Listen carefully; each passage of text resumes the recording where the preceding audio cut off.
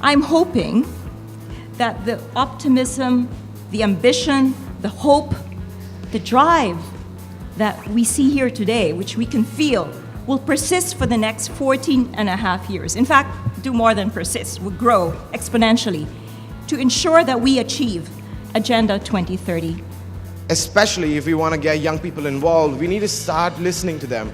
We need to be able to understand what is it that they truly care about and give them the chance to speak up. So, you have a role to play in the decisions that are being made now in your name by your governments, the kind of investments that are being made that you will have to pay off.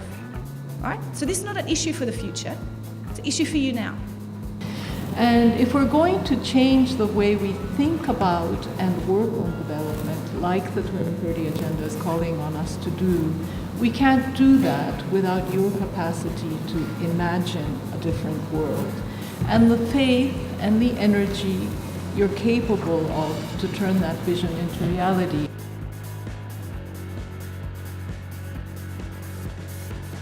When there are problems and challenges, there are equally solutions and opportunities. And I have every confidence in the coming days, these discussions, debates, the brainstorming, capacity building, we can help facilitate the identification of these solutions. The most important thing is the identity. So I'm human. I'm a part of a human diversity. I'm like you. And then after only I'm disabled.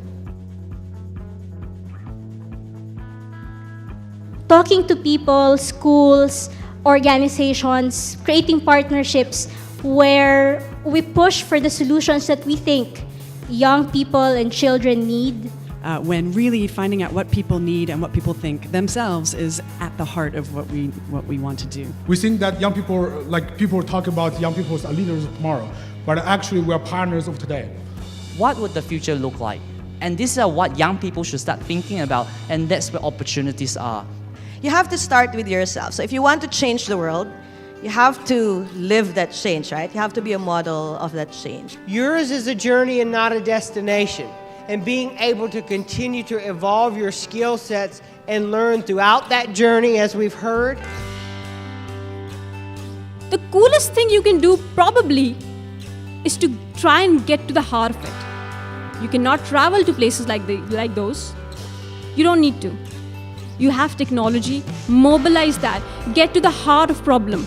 And think for one moment how you can use this survey and use tools like it to inform your advocacy, to inform your work, and to take evidence-based approaches to your efforts.